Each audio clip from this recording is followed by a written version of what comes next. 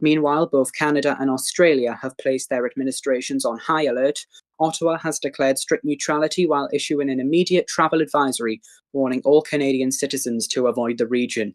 Australia has taken similar steps, instructing its nationals to evacuate immediately, while issuing a stern warning that any non-combatant Australian casualties will trigger a direct military response. Conversely, Poland has issued a highly unusual assessment, warning the global community to treat the entire outbreak of war as a staged geopolitical deception designed to manipulate international public sympathy.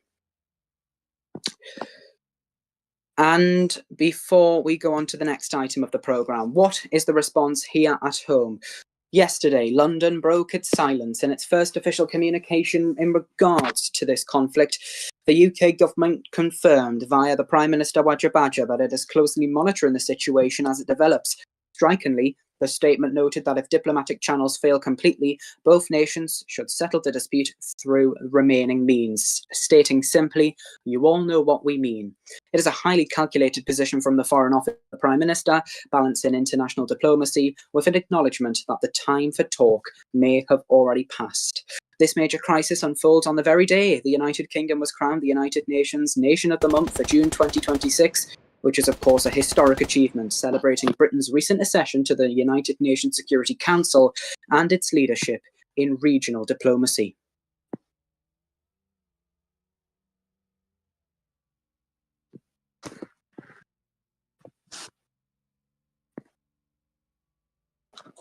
And just a reminder, this is BBC News here live. It is 6:12 p.m. BBC World News, following all the latest developments as they happen on this conflict currently taking place in Eastern Europe, broken out over the past few days. Live rolling news coverage for you here, live, uninterrupted, and exclusive on the BBC, so please do stay with us to get all of the latest verified updates as they happen.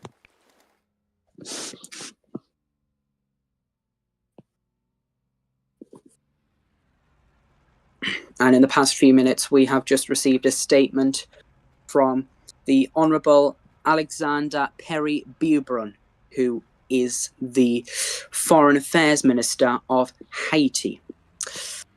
The Ministry of Foreign Affairs and Ministry of Haitians Living Abroad has put out a travel advisory to all Haitian citizens to avoid visiting Ukraine or Belarus due to the ongoing war. Citizens who are currently in the Ukraine or Belarus and do not have any form of exit route are being asked to find a safe shelter or place to be comfortable. Citizens are also advised to avoid military installations, public demonstrations, and areas where active military operations or civil unrest are taking place. The government of Haiti continues to closely monitor developments in both regions and will provide updated guidance as the situation evolves. All Haitian citizens currently abroad in either nations are advised and encouraged to follow official government announcements and local authorities within either nation for the latest information. The government of Haiti remains fully neutral in this time of war and will not be supporting or declining any side within this, but will be taking the side of our fellow citizens abroad and be sure that they arrive safely back home, says the Ministry of Foreign Affairs within Haiti. And just looking at the pictures on your screen now here live on the BBC, we are turning our attention away from Russia to the British-occupied Latvia, where breaking news in the past few minutes, it appears, based on the images live on your screen, that there has been quite a large and fairly rapid deployment of British forces just outside of the immediate conflict zone in British-occupied Latvia. It's currently ongoing now live, as we can see. Our sources inside the Ministry of Defence here at the BBC seem to be confirming that British military units are currently engaging in an urgent field training exercise, mobilising heavy assets across strategic sectors within Northern Europe. We understand here at the BBC that the British Armed Forces units have arrived ahead of schedule this evening for an immediate operational briefing. This is a major tactical movement, potentially, within the British Armed Forces. It is seeing heavy transport helicopters and British Ajax armoured fighting vehicles deploying directly into centres within the British-occupied Latvia, which, of course, Britain won last year after winning the Latvia War in UNC in 2025. These forces are scheduled to conduct intense live readiness manoeuvres throughout the sectors until approximately about 6:30 this evening, we understand. It's currently 6:15 at the moment, so 15 more minutes of this potentially. Observers are noting that while this phase of the operation is intentionally being held outside of Russian territory, plans are already in place for units to transition directly into neighbouring sectors along the frontier. Afterwards, this mobilisation, which is currently taking place, is being overseen by senior military personnel within the British Army, and we are watching the developments as they happen. The BBC will be providing interviews with senior leadership of the British Armed Forces very, very shortly, including Apex, of course, familiar face within the Army and within the community as a whole. Apex is directing the tactical deployment on the ground, which you can see. And once these intensive manoeuvres conclude, field commanders are expected to conduct direct operational assessments regarding the readiness of the Ajax armoured units under these high-tension conditions. Let's just put it into perspective for a moment, because the timing of this massive British deployment in Latvia occurring simultaneously with the outbreak of war between Minsk and Kyiv presents quite a high, volatile picture. It currently remains unclear whether this rapid urban deployment is a pre-planned training exercise or an immediate defensive positioning of British armour to secure the eastern flank as the conflict escalates. We will keep those images live on your screen now here on the BBC to get all of the latest updates with what is going on, so please do stay with us. And I am now going to bring on here on the BBC the Commander Apex of the British Army to appear live on the BBC to hopefully shed some light on information which is coming on at the minute, which we can see on our screens. So please do bear with us for that. And we'll get all the latest updates on this training exercise, whether it was pre-planned or whether it is a sudden training exercise in light of recent events and recent news here on the BBC. This is all breaking news happening live and uninterrupted at this hour as we speak. Anything can happen on these live broadcasts, and we are certainly going with the flow. Of course, you're getting all your latest BBC News headlines on the ticker down below, so you can get all of the latest breaking news updates on the wall as they happen. Currently scrolling along there. And of course, our main headline tonight, our top story tonight, Belarus declares war on Ukraine. And that is the story we are leading with for this news special. But at the moment, we are very briefly shifting our attention to British-occupied Latvia, not far from us here within the Russian Federation, live from the Russian Federation. We are hosting this programme as we find out the ins and outs of this sudden training exercise within the British Armed Forces. Currently on your screen now, you can see what appears to me, from my view, to be a Royal Air Force RAF aeroplane currently stationed within the British-occupied Latvia. And we are now just waiting for Apex to join us on a secure feed here at the BBC. Apologies for the wait. No doubt he will be here shortly for an exclusive interview. And while we wait, just an update in international feed in the United Nations from Sweden, the Ministry of Foreign Affairs in Sweden. It reads, Sweden has issued a travel advisory against all travel to Ukraine and Belarus due to the ongoing conflict between the two nations. The advisory aims to protect Swedish citizens from the increased security risk, including military activity, instability, and disruptions that may affect travel and access to assistance. The Ministry of Foreign Affairs will continue to monitor developments closely and will provide updates as soon as further information becomes available. So, excuse me, that is the update from Sweden there and their Ministry of Foreign Affairs. But I am now joined here live on the BBC by Apex Tango. A very good evening to you, Apex. Thank you. Good evening to you too. It's good to have you on the programme. Yeah, it's brilliant to be here, mate. Absolutely, always good to have you on the programme. So we've just been seeing the live pictures here on the BBC a few moments ago, Apex. Can you please walk us through the primary objectives of this evening's training exercise within the British-occupied Latvia? Right, so today's activities that we've been conducting are us practicing some rapid response drills to taking up positions in an occupied area. So we are currently practicing occupying a critical piece of infrastructure in the local power station. And how we've done that is a very rapid, quick briefing followed by a deployment of troops through vehicles where other means may not be possible, such as helicopters.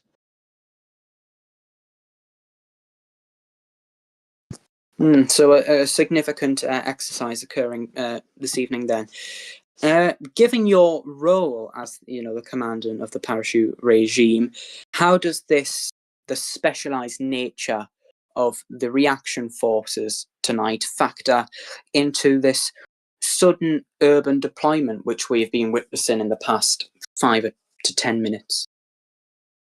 Well, the parachute regiment is here along with the household cavalry, and parachute regiment specializes in rapid deployment of troops to intensely occupied areas. So, of course, during the Latvian war that we had, I think roughly 2 years ago, maybe a year ago, we specialized in deploying quickly to the region, and as we have shown here, we put our skills to good effect of deploying rapidly to a location and securing it and then defending it from another enemy. Household cavalry, of course, are brilliant at providing the rapid assets that we require, such as armored vehicles, as this Ajax behind me, so we can complete our objective of inserting quickly into an area. Yeah, absolutely. And of course, the timing of this exercise coincides almost exactly with the formal outbreak of war between Belarus and Ukraine yesterday, with obviously developments happening throughout today as well. I'm just wondering, was this deployment long planned, or is it a response to the crisis currently occurring within Eastern Europe? This exercise was planned roughly a day ago, and that was to no coincidence. Because of the ongoing tensions in Eastern Europe, we are practicing, of course, operating in an Eastern European style environment of dense forests split up by thick urban areas. So, of course, this is a direct response to growing tensions in Eastern Europe. Should we have to fight there, we are now practicing to do so. Yeah, and just on your final point there, you mentioned if we have to fight there. I know it's probably not your place to say, but do you have any word if the Prime Minister or any individual along those lines, the Defence Secretary, is thinking about potential military action? I have not been informed. However, I can assure you that in the event we do need to deploy troops, we can definitely do it, and to great effect. Well, that is reassuring to hear, considering the whispers in the past year about the British Army not being as active as it once was and stuff along those lines. So that is reassuring to hear, and I'm sure the viewers will agree with that. Reports that are coming into the BBC indicate that once this phase wraps up around 6:30, if that is correct, so in a few minutes' time, and I'm just looking at the images behind us, there has been a bit of an explosion occurring behind us. There is another one. Another one strikes the dust. We are safe to the viewers. Hard as nails. Yeah, we're just looking at the images behind, but it'll be interesting to see how those develop. This is the beauty of live broadcasting. Absolutely anything can happen. Let's go on to the next question then. As I was saying, how would you evaluate, as a senior commander, the structural readiness of the new Ajax armoured units, of course, recently bought around a week ago, as the BBC reported, if your forces were called upon to shift from a training posture to active border defence between either Belarus or Ukraine?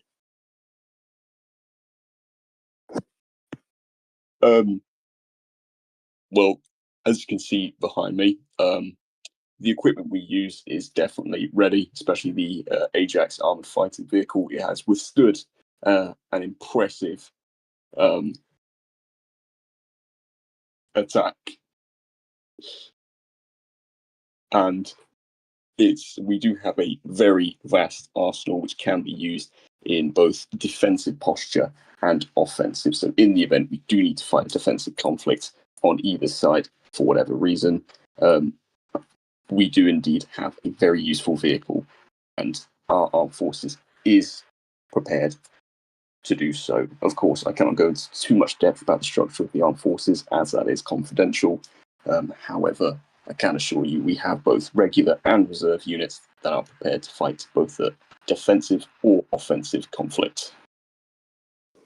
Okay, it's certainly going to be interesting to see what happens next. Just a final question for now, before we go back to the pictures that we're seeing. It's an overall question on the army at the minute. What would you say, within your role, is the current state of the British Armed Forces as a whole? As a whole, recruitment is resuming quite rapidly. We held our first major intake 2 days ago, and we unfortunately did not get any passes. However, that comes with having an extremely professional standard that we need to maintain. Even if we are having a shortage of manpower, we cannot afford to slip with standards. We do have another recruitment occurring tonight to, of course,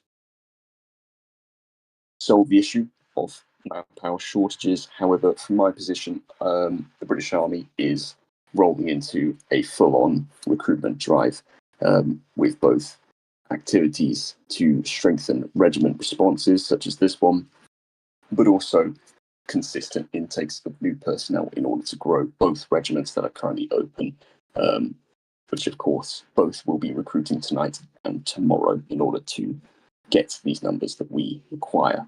The army overall does have a manpower shortage, but at its current state is able to fight a war if need be. Okay, well, very reassuring for the viewers to hear. Apex Tango, thank you very much indeed for now. Thank you for having me. Thank you very much indeed. This is BBC World News. We are just looking at the images on your screen now. It is currently 3 minutes to 6:30, 6:27 p.m. Of course, bringing you all the live rolling coverage that is currently taking place within the international stage, across the world, and domestically. If we have any news coming in, we will bring that to you. Just looking at what we're seeing now, we're seeing a lovely, what seems to be, control centre along the lines of that within the British occupied Latvia. From, of course, our live position here in the Russian Federation.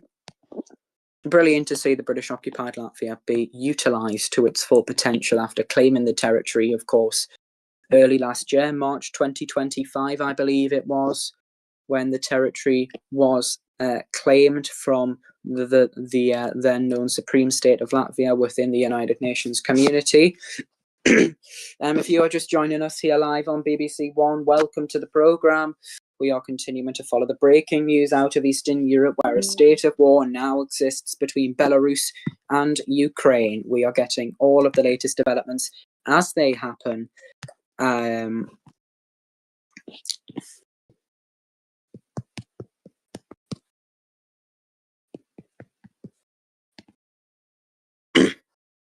we will provide the details on the latest news as they take place. Here I am live within the British occupied Latvia. I've took a quick flight straight from Russia, across the borders, over to another area in Eastern Europe, into Latvia, British territory. As we look across the United Nations, I will give you a statement from the Secretary General of the United Nations, Arthur M. Spencer, which was delivered on Saturday night following the conclusion of Saturday's United Nations Security Council session. It reads, earlier today, meaning Saturday, following the absence of the President of the Security Council, I chaired the crisis session of the Security Council to discuss the ongoing tensions between Belarus and Ukraine. All attending members of the Security Council gave significant degrees of input, with many members of the General Assembly also in attendance to spectate the proceedings. There were impassioned debates from all sides of the argument regarding how best the Security Council should continue to exercise its role as the custodians of peace across the world. Following the discussion period of the crisis session, Ukraine motioned for the Security Council to condemn Belarusian aggression and their ultimatum in support of Ukraine's situation, which passed with a vote of 6 ayes, 2 abstentions, and none opposed. I am proud to have facilitated these discussions today in what was a very somber mood of the Council. I commend everybody who attended as they all rose to the challenge of fulfilling their duties as regional and global leaders on the world stage. And there is an image of the Security Council session there.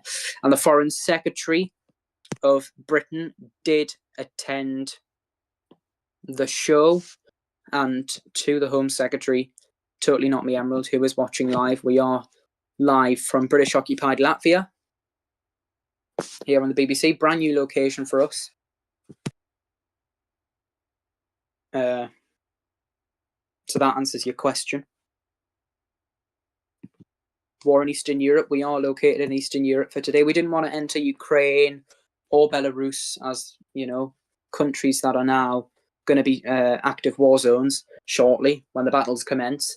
And of course, the British Army have been conducting their scheduled training exercise here, and we wanted to provide live pictures of that. So, of course, this is live images taking place.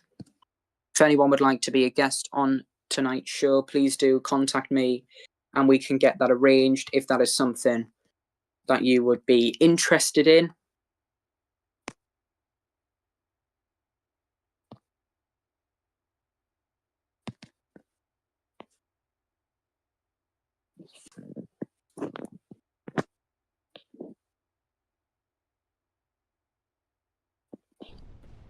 It is 6:32 p.m.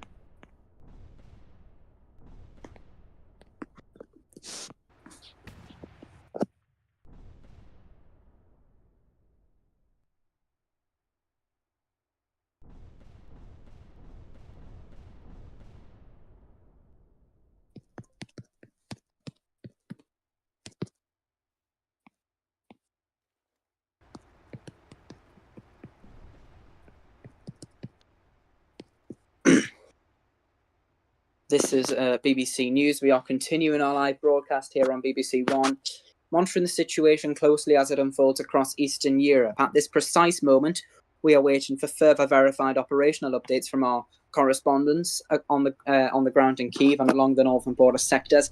While the diplomatic rhetoric remains intense following the events of the weekend and today's formal declarations, the immediate military situation on the front lines is currently in a holding pattern, with both sides consolidating their positions and maintaining a state of high alert. We are currently at this moment yet to see official battle take place, but as soon as that does happen, we will bring you all the latest images and videos and etc. live here on BBC News. We are also staying in contact with our teams, monitoring the British tactical deployment in Latvia, of course, where we brought you live images, where scheduled manoeuvres are, I believe, currently ongoing, as we can see on your screen now. We will watch those latest developments as the training exercise continues tonight. Of course, I can see on your screen now 2 members of the British Army located within the same proximity to each other on the roof.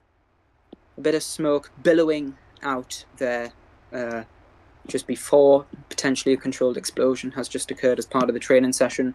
We shall see. But we'll keep you with those live images as they are the big talking point of what is currently happening.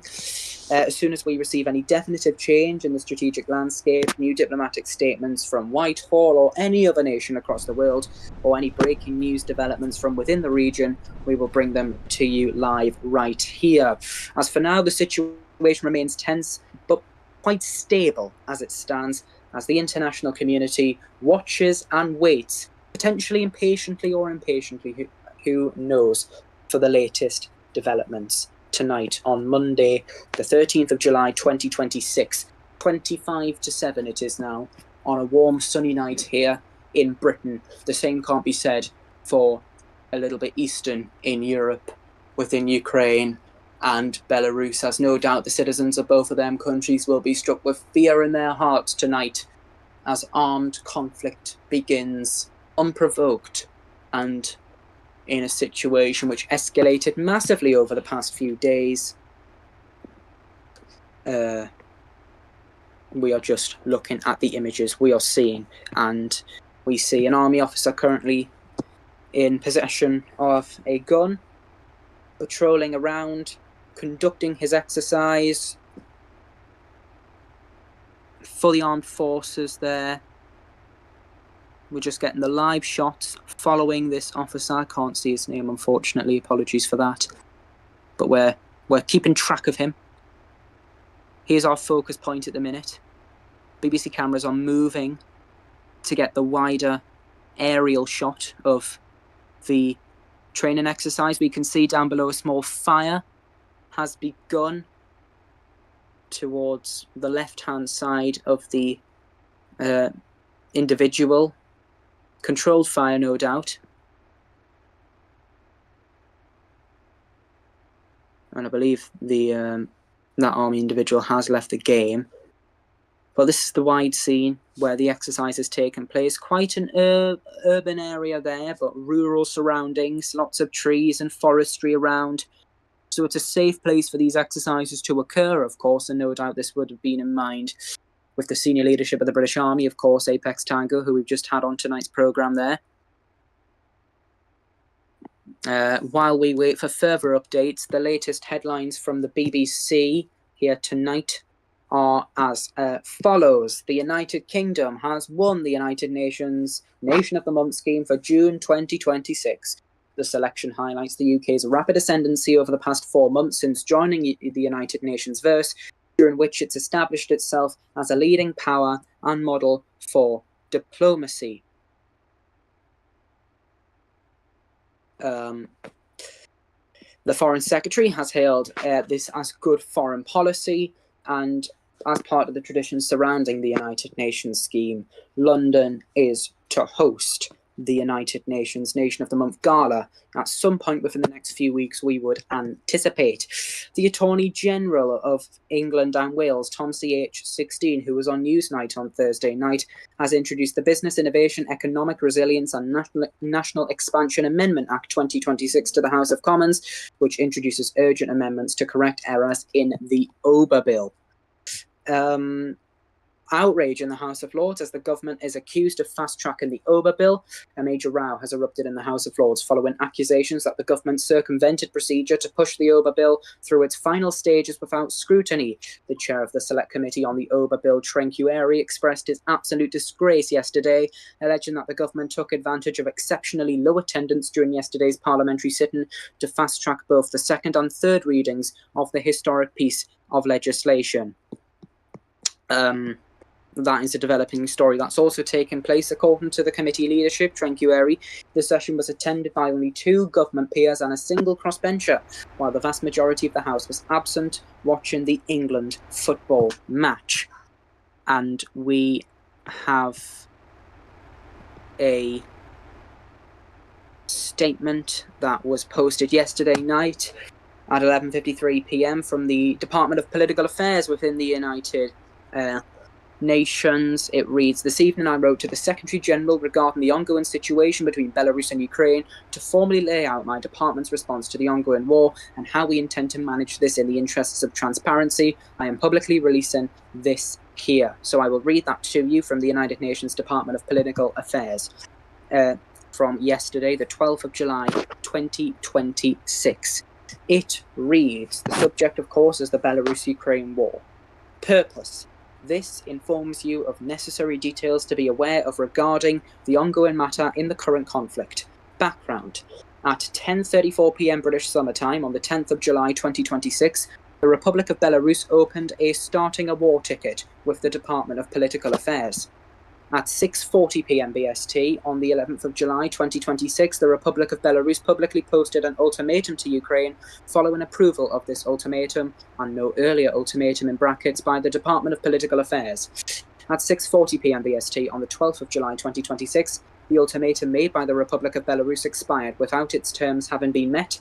At 1:41 p.m. BST on the 12th of July 2026, the Republic of Belarus posted a draft clause and war terms within the ticket, following the Republic of Belarus providing proof that they met the military requirements in Rule 2.3 of the Rules of War, and the negotiations meditated by Germany that we both attended on the 12th of July failing.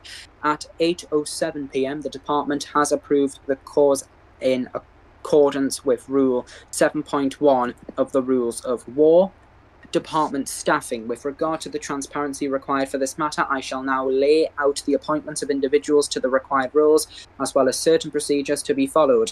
I shall be appointing Flame Elliott 854 as the case moderator. I am satisfied that he has the suitable experience to have conduct of this matter, and having worked with him extensively, including in his current special representative role, I have full confidence that he will excel in this role. I shall be delegating under Rule 39 of the Rules of War as amended to Flame Elliott 854 the authority to exercise any power of the department where necessary to carry out his duties. Where an appeal is made under Rule 4A of the Rules of War as amended, if the appeal relates solely to a question of fact or reasonableness, I shall have conduct of the appeal myself, unless this relates to a decision made by me, in which case I shall request a review and recommendation of the appeal by the Secretary-General. If the appeal relates to a legal question or a question of interpretation of laws or rules, or is otherwise similar, even if the appeal has questions fallen within paragraph A, I will request a review and recommendation to be made to me by the UN Legal Counsel, Mr. True E2. It is important to note that the final decision on an appeal rests with me under Rule 4A.5.2, in accordance with Rule 39.6, may not be delegated or reassigned. I shall be appointing Son of Space Baldy, a senior meditator with the DPA, to act as independent advisor to me during the war. Son of Space Baldy is actually involved in the United Kingdom. I believe he is the Prime Minister's Downing Street Chief of Staff, which is interesting. And finally, where any circumstances mean these arrangements change or additional persons are brought in, I shall inform you as soon as practicable. Signed, Tom CH16, the Attorney General of England and Wales, part of the British Cabinet, Under Secretary General of the Department of Political Affairs in the United Nations. So indirectly, there is a bit of British response going on within the conflict, not directly in terms of any military action or anything along those lines, but certainly within the leadership of the United Nations Department of Political Affairs. And we're just going to bring you all the headlines that we have received from the past day or so in regards to this international situation here live, while we await for brand new updates. We apologise for there being no brand new updates, but this unfortunately cannot be controlled, to put it bluntly. From the Secretarist Forum in the United Nations yesterday at 12:20 p.m. in the afternoon, Pesuum Arc, I believe that is, has voluntarily agreed to step aside for the duration of the Belarus-Ukraine conflict to allow for Josh E1 to lead the Department of Peacekeeping Operations. Marcus will be reinstated to his position following the conclusion of this conflict in order to ensure the most senior members of the Secretarist remain sufficiently impartial. Many thanks.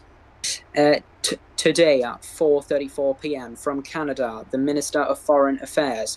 Today, the Minister of Foreign Affairs issues the following travel advisory for all Canadian citizens and permanent residents. In light of the recent escalation of tensions and the ongoing conflict between Ukraine and Belarus, the Government of Canada strongly advises Canadians to avoid all travel to both Ukraine and Belarus until further notice. Canadians currently residing in or travelling through either country are encouraged to monitor local conditions closely, follow the instructions of local authorities where appropriate, and make arrangements to depart when it is safe and feasible to do so.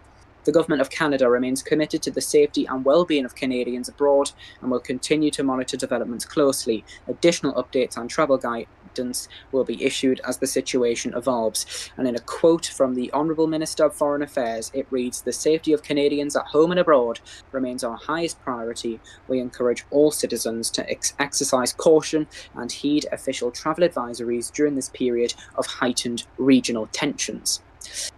We've already read the statement there from the Ministry of Foreign Affairs at Haiti, which goes on to recommend that citizens who are currently either in Ukraine or Belarus, Haitian citizens who are currently either in Ukraine or Belarus, and do not have any form of exit route, are being asked to find a safe shelter or place to be comfortable. We brought you the update from Sweden, in which Sweden issued a travel advisory against all travel to Ukraine and Belarus due to the ongoing conflict between the two nations. For the full statement from New Zealand, which we mentioned at the top of the programme regarding their significant approach, the Office of the Prime Minister of New Zealand, his statement reads, "The New Zealand government strongly condemns the actions of the Republic of Belarus. The government holds the belief that the actions of Belarus are unwarranted, malicious, and are violations of Ukrainian sovereignty. Recently, government representatives from Ukraine and New Zealand met in Christchurch to discuss political and military relations prior to the Belarusian declaration of war. The meeting resulted in the signing of both a understanding and a mutual defence agreement, an agreement that New Zealand intends to honour. As a nation, New Zealand will stand by our comrades in Ukraine in their time of need. Representatives from New Zealand will discuss with Ukraine on how we can provide military assistance and obtain the entry of military aircraft and troops into Ukraine to evacuate New Zealand citizens." That is the latest from New Zealand there. Quite a strong-worded statement from the New Zealand government. Cuba at 3:23 p.m. this afternoon issued an update from Havana in which it read, "The Ministry of the Revolutionary Armed Forces of the Republic of Cuba is closely monitoring the unfolding developments in both Belarus and Ukraine with great attention. The ministry expresses its sincere hope that the current tensions are resolved through diplomacy and peaceful means rather than through armed conflict. We reaffirm our commitment to regional stability and the preservation of peace wherever possible. In light of the evolving international situation, the ministry has authorized a series of military readiness and training exercises involving units of the Revolutionary Anti-Air Defense and Air Force. These exercises are strictly defensive in nature and will be conducted exclusively within Cuban airspace and the territorial jurisdiction of the Republic of Cuba. Their purpose is to enhance operational readiness and ensure the continued capability of our forces to safeguard the sovereignty and territorial integrity of the nation." That is from Cuba. And in a bit of breaking news that the BBC is yet to break, which came into us yesterday morning at approximately 6:37 a.m., the United Republican Army of the Republic of Ireland, the URA, posted a statement within the non-state forum of the United Nations, which read, "The United Republican Army have marked their first attack upon their return to UNV. A parcel bomb was issued to a postal service in mid-Ulster. The United Irish Army has taken full responsibility for the attack. Deaths are currently unknown." We have no update from the URA on that. Of course, if we get it, we will bring it to you as soon as possible. But despite the parcel bomb being issued in mid-Ulster, the BBC would like to remind viewers that mid-Ulster is no longer in the United Kingdom, considering the government around the start of the Patriots United term following our accession into the United Nations gave away Northern Ireland effectively to the Republic of Ireland to avoid armed conflict with the Republic of Ireland. So that attack on mid-Ulster has actually been within Republic of Ireland territory. Nevertheless, it is a neighbour of Britain, and we'll bring you all the latest updates as they happen. On that. In regards to the ongoing situation within the House of Lords, obviously the Duke of Norfolk, who also serves as the chair of the OBA Select Committee, called on the leader of the House of Lords, Totally Not Me Emerald, to resign for condemning their clear breach of parliamentary standards. Meanwhile, the deputy leader of the House of Lords, sent the following letter to members of the House of Lords regarding his own conduct during the last sitting of the House. And it reads the following, posted yesterday afternoon. My Lords, please accept my heartfelt apologies for my conduct in the last sitting of this House. My actions were not merely unethical, they were contrary to the spirit and goodwill of this House. My adherence to the whipping system led me to cast votes that I now recognise as contrary to the spirit of this House. Consequently, I have resigned as chairman of the Patriots United Party and shall give further consideration to my continued membership of the party following the dissolution of Parliament. Likewise, I hereby resign from the office of Deputy Leader of the House of Lords. I cannot, in any good conscience, continue to hold that office while acting in a manner plainly contrary to the spirit of the House. Lastly, I would urge Lady Emerald, Leader of the House of Lords, to take all necessary steps to restore the confidence and dignity of this House. The honour of the upper House of Parliament must not be allowed to be tarnished in this manner. I wish to reiterate my sincere apologies to this House. That is from the Lord Juan of Bydford, who has resigned as chairman of Patriots United and has also resigned as deputy leader of the House of Lords. Not involved within the conflict that we're currently seeing taking place within Eastern Europe, but we do have a fairly long and significant statement from the French Republic, from Paris, and it reads the following. The President of the French Republic, Emmanuel Baguette, has made the following statement to the international community surrounding Europe. RE, Forum for European Security and Collaboration. It is openly known and coherent that the European continent has gone through a heavy period of dormancy and now, returning from said dormancy, is beginning to face external and internal threats to its stability and unity. Before, organisations such as the North Atlantic Treaty Organisation and the European Union did not need to exist. There was no defining purpose for their formation. The French Republic, having participated in numerous attempts to revive both NATO and the European Union, has experienced the truth of this firsthand. For this exact reason, a new initiative to revive Europe must be taken.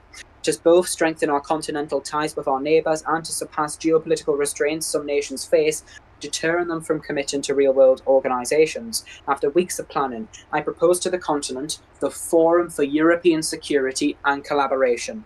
The Forum for European Security and Collaboration, or FESC for short, will be a board of Europe's most established and like-minded nations focused on core topics of mutual interest, security challenges, continent-wide and mutual diplomacy. This organisation will not only eliminate recent issues with miscommunication, prompting conflict, and counteract them by bolstering unilateral relations.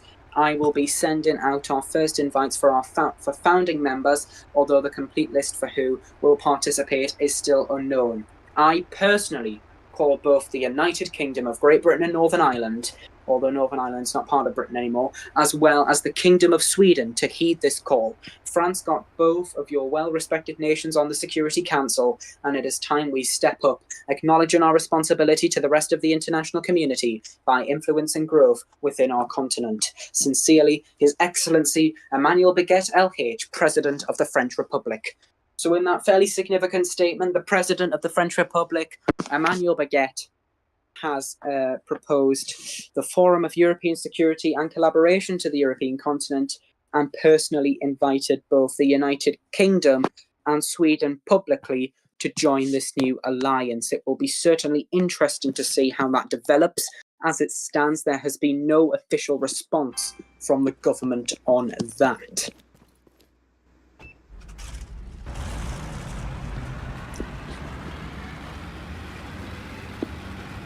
Still bringing you live updates here from British occupied Latvia.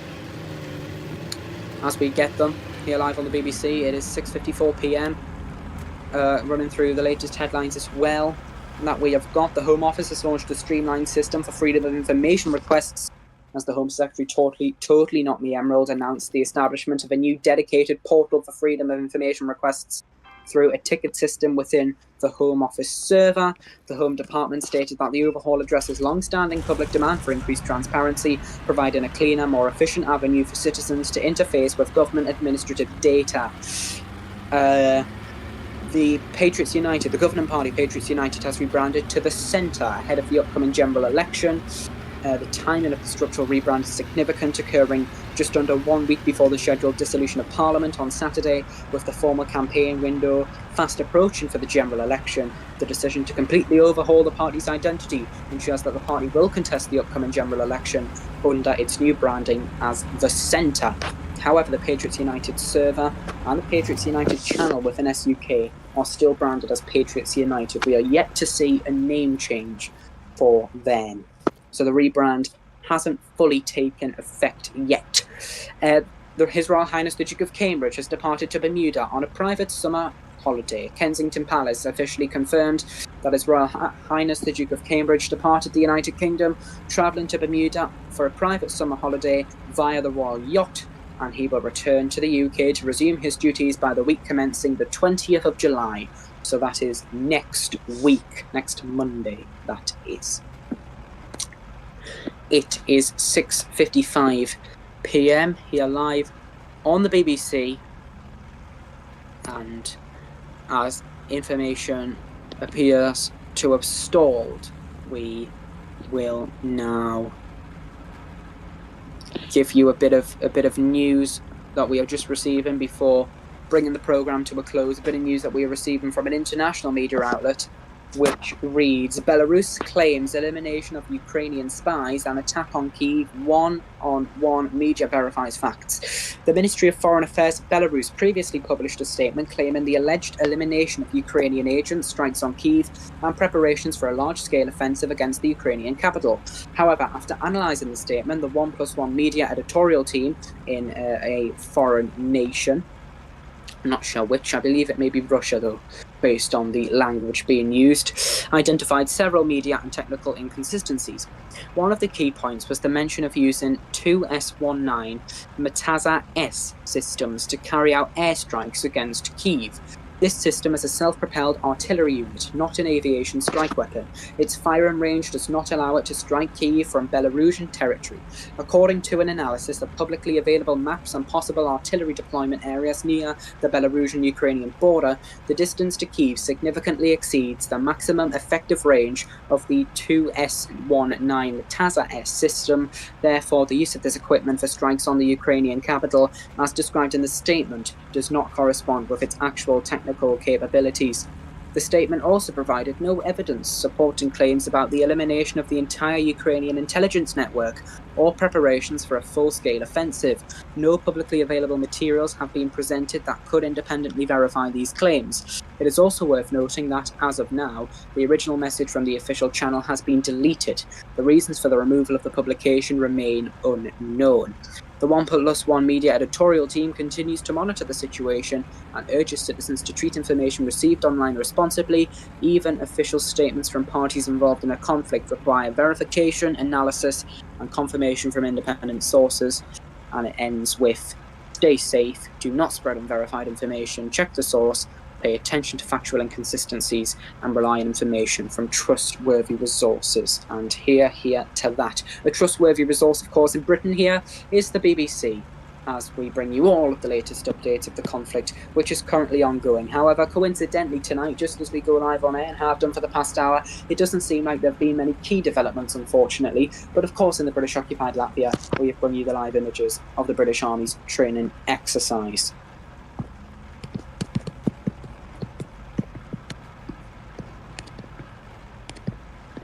And